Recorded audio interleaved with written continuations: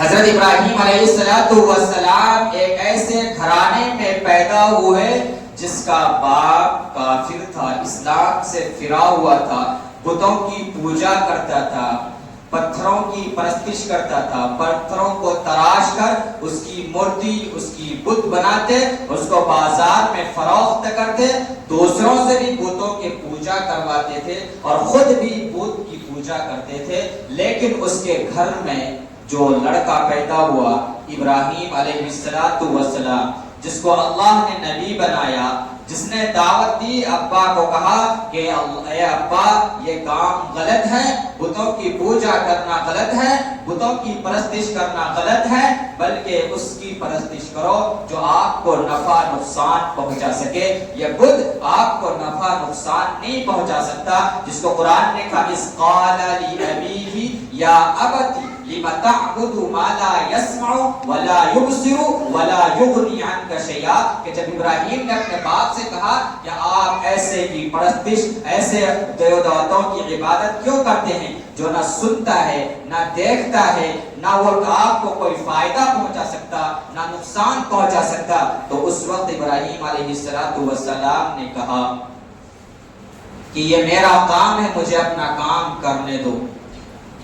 ابراہیم علیہ السلام نے دوسری جگہ دلیل دی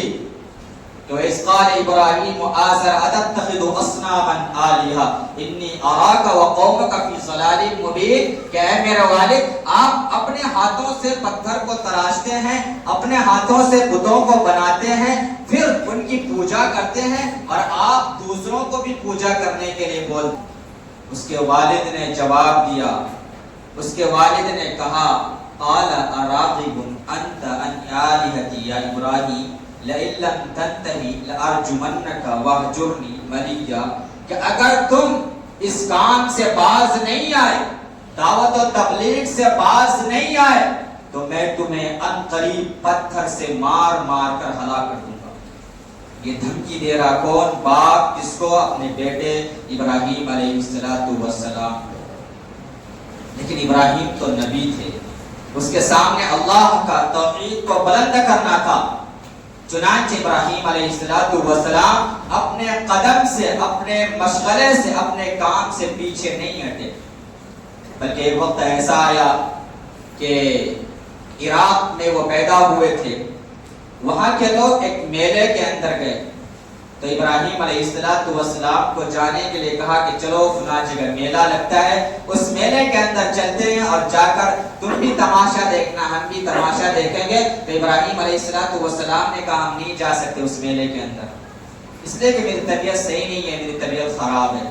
اس کے باپ بھی گیا، اس کی امی بھی گئی، پورے خاندان کے لوگ، پورے معاشرے کے لوگ، پورے بستی سماج کے لوگ، سارے لوگ میلے کے اندر گئے۔ تو ابراہیم علیہ السلام جب دیکھا کہ بستی کے اندر کوئی نہیں ہے تو اس کے معبد خانے میں داخل ہوئے، اس کے معبودوں کے پاس گئے، یعنی جہاں اس نے عبادت گاہ بنا رکھی تھی، مورتیوں کی پوجا کرنے کے لیے مندر نما طبقے ایک گھر بنا رکھا تھا، اس کے اندر ابراہیم گئے اور کلہاڑی لے کر گئے، سارے بتوں کے گردن پر کلہاڑی چلایا اور سارے بڑے بتوں کو توڑ ڈالا۔ اور یہ تو کام بڑا یہ کیا کہ بڑا بت جو تھا اس معبد میں، اس عبادت خانے میں، اس بت کے اوپر کلہاڑی کو لٹکا دیا۔ اور جب لوگ میلہ سے واپس آئے اور جب اپنی معبد خانے میں، عبادت گاہ میں گئے تو دیکھا کہ سارے بت ٹوٹے ہوئے ہیں، ٹوٹے پڑے ہوئے ہیں، اور ایک بڑا بت جو ہے اس کے سر پر، اس کے کندھے پر کلہاڑی لٹک رہی ہے۔ پورے شہر کے اندر آگ کی طرح یہ پھیلا اور کہا کہ اس نے یہ حرکت کس نے کی ہے؟ تو سب لوگوں نے کہا کہ سارے لوگ تو ہم میلے گئے تھے، یہاں تو کوئی تھا ہی نہیں، لیکن کہا نہیں ایک نوجوان تھا اور وہ ابراہیم ہے، وہ میلے کے اندر نہیں گیا ہے، اسی کا کام ہے، کیونکہ وہی بتوں کی مخالفت کرتا ہے، وہی کہتا ہے کہ بتوں کی پوجا مت کرو، بتوں کی پوجا کرنا غلط ہے۔ ابراہیم علیہ السلام کو بلایا گیا، کہا کہ تم نے یہ حرکت کی ہے کہ تم ساری مورتیوں کو توڑ دیا اور بڑے مورتی کی کندھے پر کلہاڑی رکھ دی۔ اس نے کہا مجھے نہیں پتا۔ کہا پھر کس سے پوچھیں؟ کہا بڑے سے پوچھ لو، اسے تو پتا ہوگا، جس کے سامنے آپ ہاتھ پھیلاتے ہیں، جس کی پرستش کرتے ہیں، جس کی عبادت کرتے ہیں، اس سے پوچھو کہ چھوٹے لوگوں کو کس نے مارا۔ اس کے کندھے پر کلہاڑی رکھی، اس سے پوچھ لو بتا دے گا۔ اس نے کہا ارے ابراہیم تم بیوقوف، تمہیں یہ پتا نہیں کہ یہ بولتا نہیں ہے؟ تو ابراہیم نے کہا جب آپ کو پتا ہے یہ بولتا نہیں تو آپ اس کی عبادت کیوں کرتے ہیں، آپ اس کی پرستش کیوں کرتے ہیں، آپ اس کے سامنے کیوں جھکتے ہیں؟ تو اس وقت ابراہیم، لوگوں نے سوچا ہاں یہ کام تو ابراہیم نے کیا، یہ ابراہیم کا ہی کام ہے۔ تو اس وقت ابراہیم کی خبر، اس وقت کے بادشاہ، عراق کے اندر جو بادشاہ تھا نمرود، اس کے پاس یہ خبر پہنچی کہ ابراہیم توحید کو دعوت دیتا ہے، کہتا ہے کہ اللہ ایک ہے، اللہ کی عبادت کرو، بتوں کی پوجا کو چھوڑ دو، ہماری معبودوں کو گالی گلوچ کرتا ہے، غلط کہتا ہے۔ نمرود نے اس کو اپنے دربار کے اندر بلایا اور دربار کے اندر کہا ابراہیم تمہارے بارے میں ہم یہ چیز سنتے ہیں، کیا تم ہماری معبودوں کو گالی دیتے ہو، ہماری معبودوں کو برا بھلا کہتے ہو؟ ابراہیم نے کہا ہاں، آپ کے معبود تو نہ نفع پہنچا سکتا ہے نہ نقصان پہنچا سکتا ہے، تو آپ اس کی عبادت کیوں کرتے ہیں؟ اس وقت نمرود کو غصہ آیا اور غصہ آنے کی وجہ سے اس نے پوری شہر کے اندر اعلان کیا کہ لکڑیوں کو اکٹھا کیا جائے اور ابراہیم کو آگ میں جلایا جائے گا۔ تو چنانچہ شہر کے تمام لوگوں نے لکڑیوں کو اکٹھا کیا اور لکڑیوں کو اکٹھا کرنے کے بعد ایک میدان کے اندر جمع کیا اور اس میں آگ لگایا، اور ایسی آگ لگائی کہ اگر اس آگ کے اوپر سے کوئی پرندہ گزرے تو وہ بھی جل کر راکھ ہو جائے اور اس آگ کے قریب کوئی پہنچ بھی نہ پائے، اتنی آگ تیز، اتنا خطرناک آگ لگایا اس وقت۔ کیوں؟ اس لیے کہ ایک بندہ توحید کی دعوت دے رہا، یہ کہہ رہا کہ شرک مت کرو، بت پرستش مت کرو، بس اللہ کی عبادت کرو۔ اس وجہ سے پوری قوم مخالفت ہوئی اور ان کو آگ میں ڈالنے کی تیاری شروع ہو گئی، اور آگ کو ایسا آگ بنایا کہ نہ تو وہاں سے پرندے گزر سکتے، نہ اس کے قریب کوئی انسان جا سکتا ہے۔ چنانچہ ایسا ہی ہوا، لوگوں نے کہا کہ یہ آگ کیسا ہے، ابراہیم کو کہا کہ جاؤ تم خود ہی چلے جاؤ آگ میں۔ ابراہیم نے کہا ہم کیوں جائیں خود آگ میں، تم بھیجو ہمیں۔ اس وقت بادشاہ نے ایک منجمد بنایا، مطلب آگ کے اندر پھینکنے والا، یا یوں کہیے آج کے زمانے میں گلیل،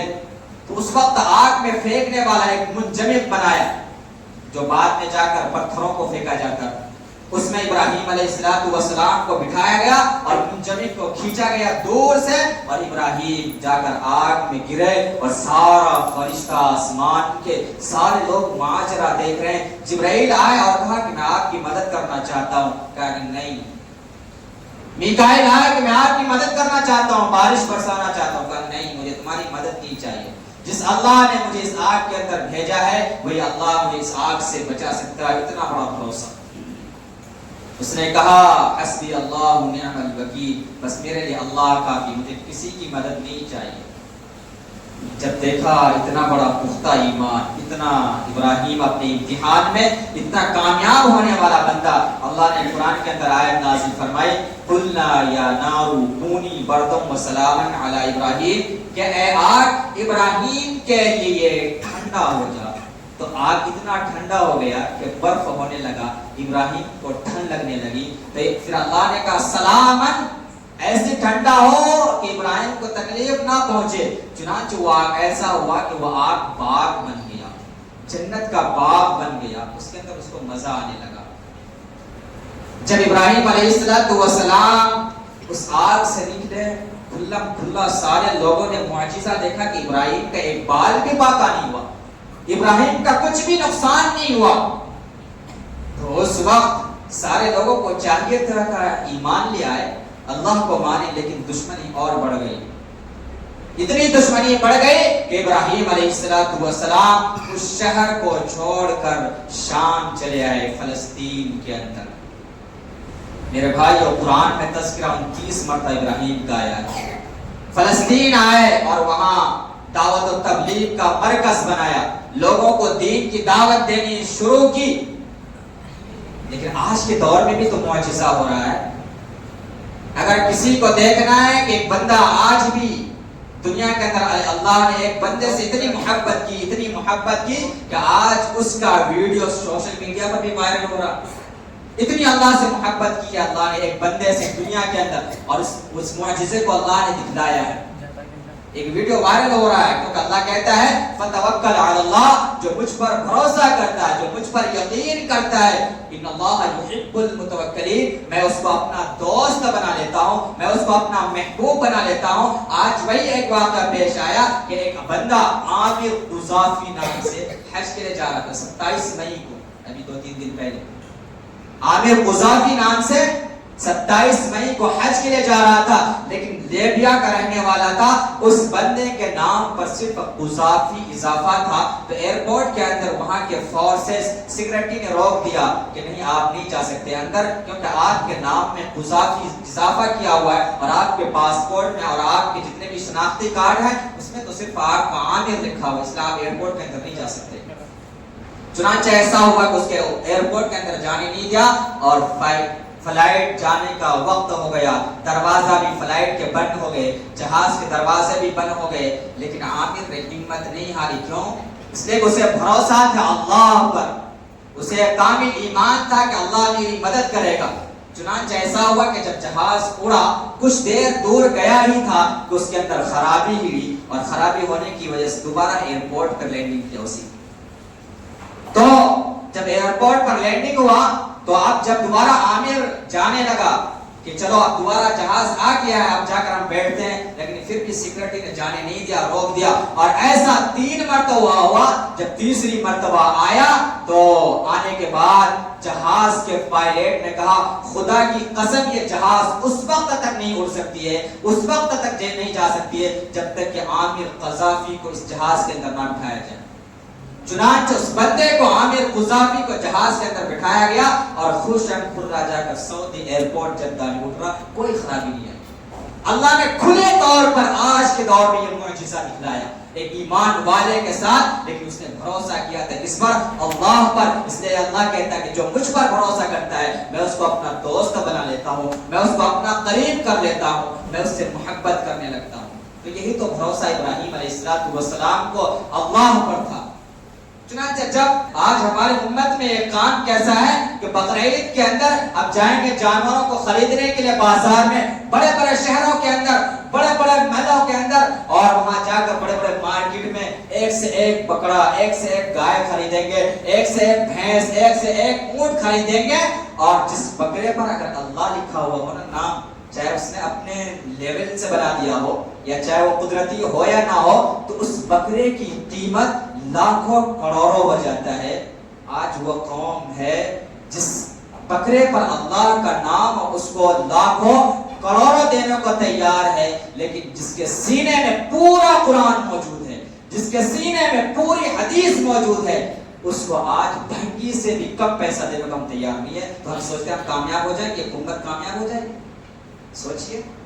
اگر نہیں مانتے تو دیکھیں گا آپ سوشل میڈیا پر، آج آپ تو آ گیا وقت، دیکھیے گا کہ ایک بکرے میں اگر اللہ لکھا ہو تو اس کو کروڑوں روپے دیں گے، لاکھوں دیں گے، لیکن ایک اذان دینے والا مؤذن، ایک نماز پڑھانے والا امام جس کے سینے میں 30 پارہ موجود ہے، جس کے سینے میں نبی کی ساری حدیث موجود ہے، جس کا سینہ قرآن و حدیث سے بڑا ہوا ہے، آپ اس کی تنخواہ کیا دیتے ہیں؟ ایک بھنگی سے کم۔ ایک بھنگی تو کم سے کم 20-25 ہزار روپے صفائی کے لیتا ہے مہینے کا،